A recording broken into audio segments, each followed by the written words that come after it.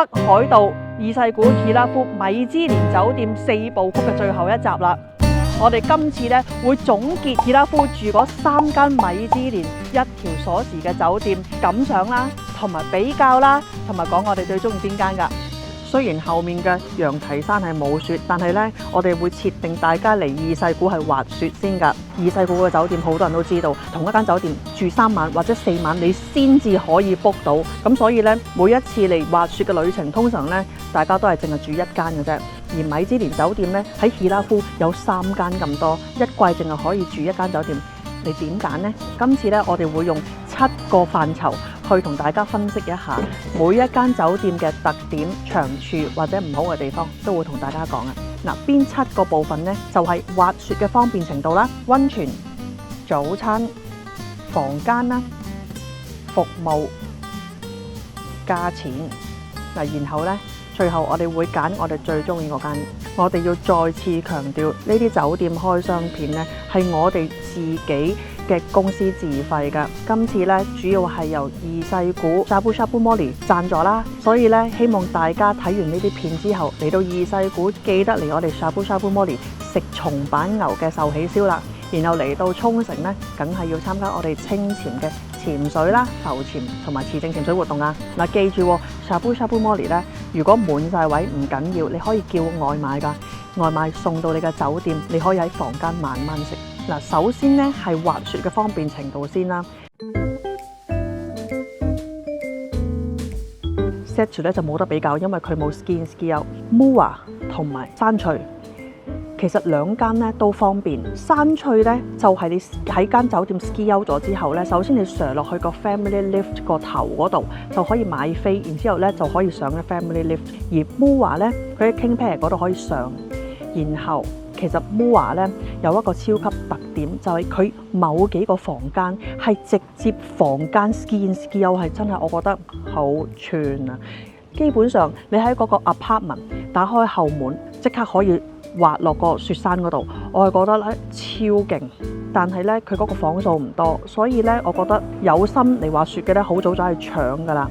而且咧我相信嗰啲房係超級貴，因為實在太方便啦。你係唔需要將你嗰啲 ski 啦同埋嗰啲 snowboard 擺喺 locker。咁所以咧，如果你話滑雪 ski in ski out 方便程度咧，Mua 係有幾種房係特別超班地方便，但你話其他嘅房呢，就同山翠嗰度差唔多，你都係有個某一個位 in out。調翻轉呢，反而山翠我會覺得方便好多。點解呢？佢落到一層，佢直情係嗰一層直出。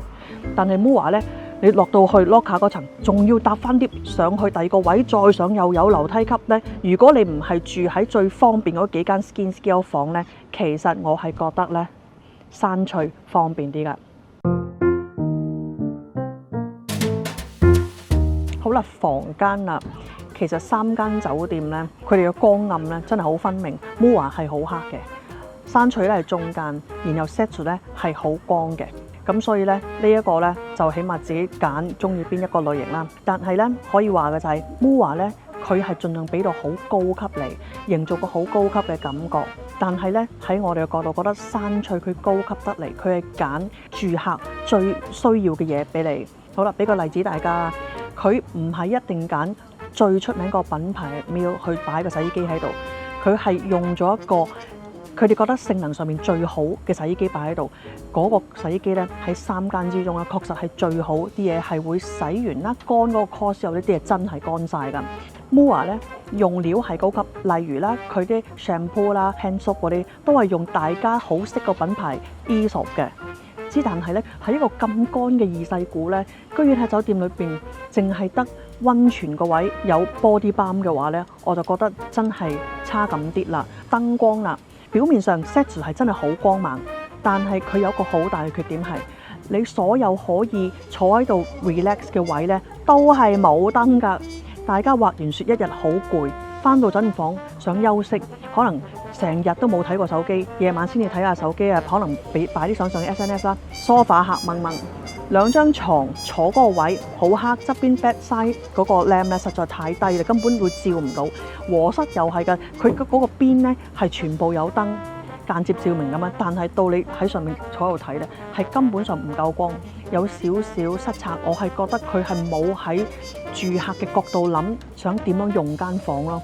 而 MUA 佢就算整體好黑都好，你需要燈嘅地方佢就俾到你。譬如你講喺床某一個位睇書，佢有 spotlight， 梳化又係有 spotlight。我覺得咧呢樣佢起碼有喺住客嗰個層面諗。山翠唔使諗啦，佢基本上有幾個位 spotlight， 佢你需要嘅位佢就俾到你。佢係真係喺住客方面諗，所以咧你話喺燈光方面有冇為住客諗咧 ？Setzer 咧就比較遜色啦。所以房間整體嗰個評分方面咧，我哋覺得山翠係最高分嘅。加個小插曲啦，MUA黑到咧，我哋跌咗嘢落地下咧，揾唔翻啊，黑洞咁。我哋開晒3個手機嘅燈咧，都係揾唔到，真係好黑。好啦，下一個範疇講溫泉啦。其實3間米芝蓮酒店咧都有大浴場嘅溫泉，同埋太設風呂，即係咧你 book 咗某個時間咧，係好似個 family onsen， 男女可以一齊入，即係你係家族一齊去入去浸溫泉㗎。咁我哋分開大浴場同埋太設風呂去評價。首先大浴場先，其實3間裏面咧做得最好嗰個係 Setzer， 佢大浴場嘅空間感、個浴池嘅設計，全部咧係做到，我覺得好 chic、好靚、好舒服、好高級。唯一美中不足就係佢喺換衫嗰度係一個風筒都冇啊！咁佢 expect 你咧返房去吹頭，就唔好喺度阻住晒，因為佢個設施太大，所以咧唯有佢控制人流啦，就唔擺風筒喺度。我覺得呢係唯一一樣嘢嘅啫，其他嘅嘢咧，我覺得大浴場方面係 Setzer 做得最好嘅。MUA 咧係一個室內嘅冇窗冇剩嘅大浴場，你可以話佢好有神秘感。反面嘅話，你會覺得佢好恐怖。咁真係見仁見智。山翠嘅大浴場咧唔係唔好，咁但係因為佢都擺喺2樓啊，所以其實咧冇景睇啦。佢出邊係牆嚟嘅，咁呢方面我係覺得 Setzer 係贏嘅。好啦，咁而家講太設風呂喎，太設風呂又唔同玩法啦喎。MUA 完勝點解咧？佢有2種太設風呂，一種咧係叫做 Infinity Onsen， 另外一種咧就係叫做 Notambula， 即係露天風呂。佢呢2種太設風呂都好，都俾你用75分鐘，我哋覺得係好夠長、好正嘅，你可以真係慢慢用啊。而佢 Infinity Onsen 真係我覺得係佢真係好 unique。你係自己一個空間，係望住一個冇遮擋嘅一個羊蹄山，嗰個 experience 咧，我覺得好難喺第啲地方可以 replicate 到呢一樣嘢。好啦，靚還靚，溫泉梗係講水質㗎啦。3間裏邊最好浸啲水，你覺得係啲溫泉水覺得最滑嘅咧，係 Setzer。如果話你個 purpose 係真係浸溫泉嘅話咧，咁可能咧 Setzer呢一方面做得比較好啦。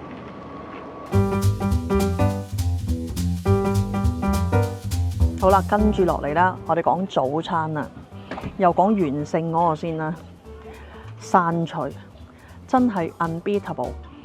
佢呢啲房其實有一啲係望住 family lift 嗰邊個山嘅，有一啲呢係望羊蹄山嘅。佢個早餐點解咁殺食呢？係因為佢係拎去你間房度俾你食，而當你係面對住你喺個客廳望出嚟個景咁靚嗰陣時，係超級心曠神怡。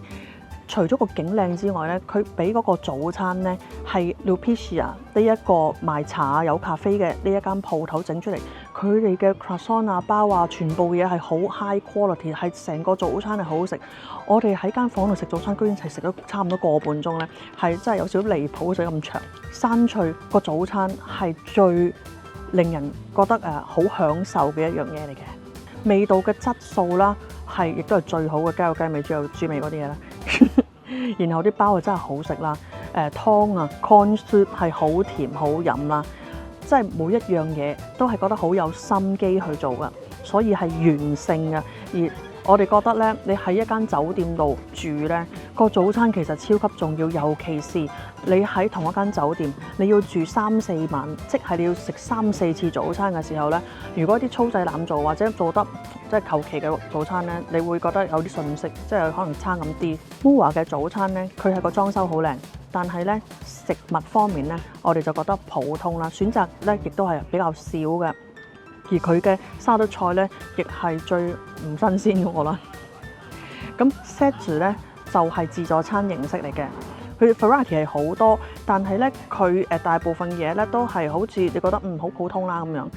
佢可能有一兩樣嘢咧係比較令人會記住嘅，就係譬如我哋食嗰個鰻魚湯飯啊嗰啲咧，就有啲特色嘅嘢喺度嘅。但係咧Setsu 咧嗰個 buffet咧，你食完其他嘅嘢咧冇乜印象，即係普通一個自助餐早餐咁樣咯。好啦，價錢喺3間裏面咧，最平嗰間咧係 Setsu， 第二咧係 Mua， 第3咧係山翠。咁所以咧就大家如果係有預算嘅話咧，可以咁樣去揀啦。咁而 Setsu 咧房型咧係比較多嘅，佢嘅房數亦都多，所以咧預約到嘅機會亦都高啲嘅。好啦，跟住就講服務質素啦。我哋覺得咧住酒店咧最緊要其實係個服務。嗱，首先咧解釋一下嗰個二世古生態先。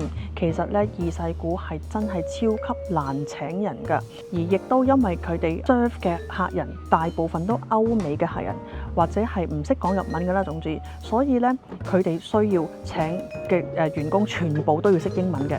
咁喺咁嘅情況之下咧，坦白講 training 上面咧就一定冇傳統嘅日本酒店，甚至乎同日本嘅 business hotel 咧係差咁絕嘅。基本上咧，我哋住過大概10間酒店啦，喺二世古，大部分咧都冇一般嘅日本連鎖business hotel 嘅服務咁好嘅。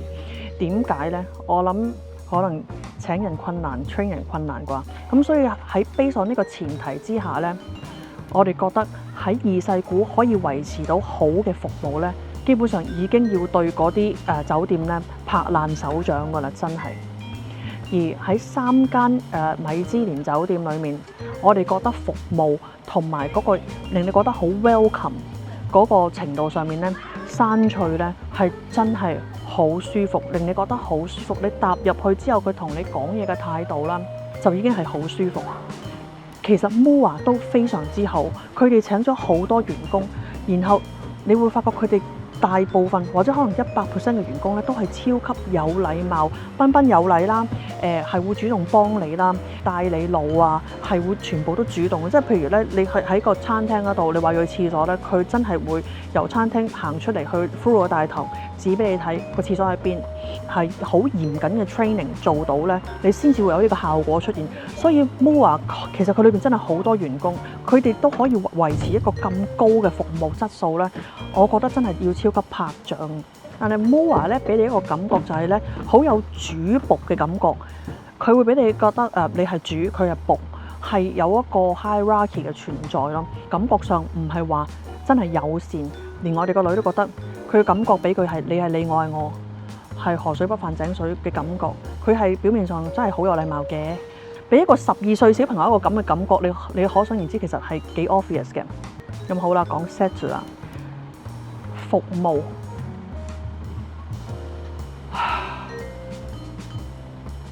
差唔多，可能係就咁 average 呢一方面，坦白講咧係有少少失望嘅。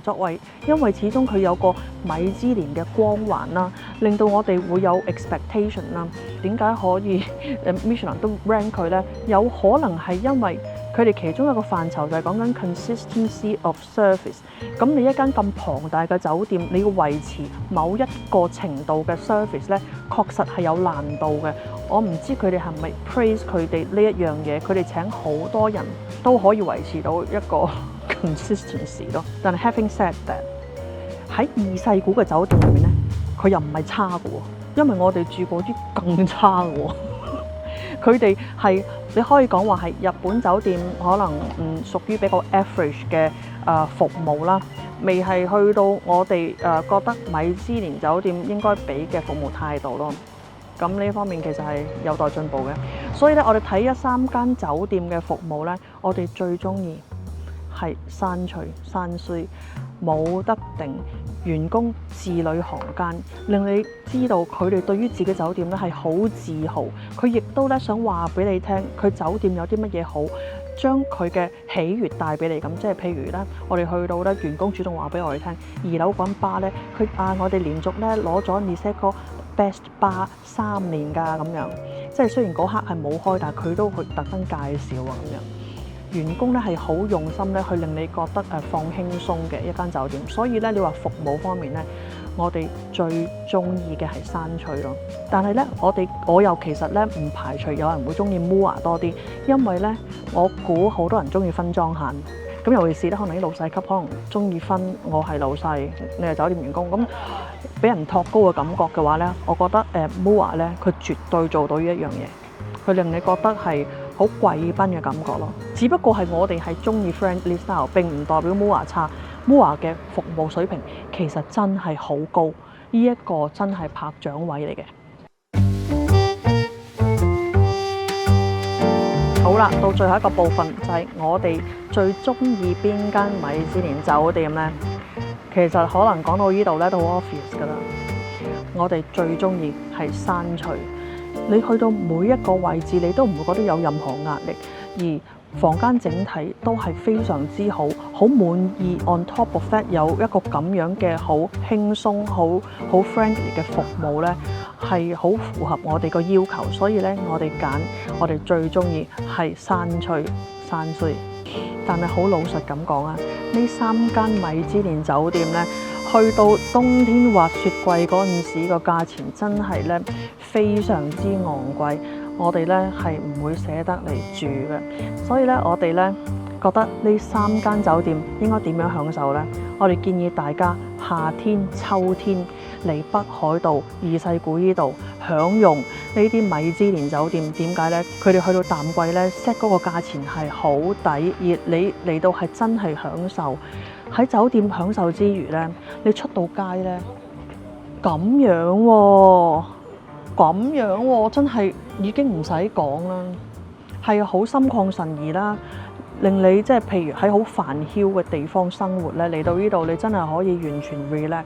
我哋會非常之建議，如果大家真係有 budget 限住嘅話咧，唔緊要，夏天、秋天過嚟二世古享用呢一啲米芝蓮酒店咧，我覺得唔會後悔咯。去到淡季嗰陣時咧，大家可以逐晚 book， 唔使話要住3、4晚先至住到呢啲酒店，你可以淨係住1晚。所以譬如你去札幌住嘅唔緊要，你可能抽1晚過嚟二世古住，咁你住其中一間酒店試下，咁都好正啊！你可以試到平時冬天一個超級昂貴嘅房，我覺得係好抵啊，非常之高性價比嘅嗰種滿足度咧。係非常之高，大家真係可以學我哋試下秋天嚟。冬天嚟呢，記得嚟我哋Shabu Shabu Mori食火鍋。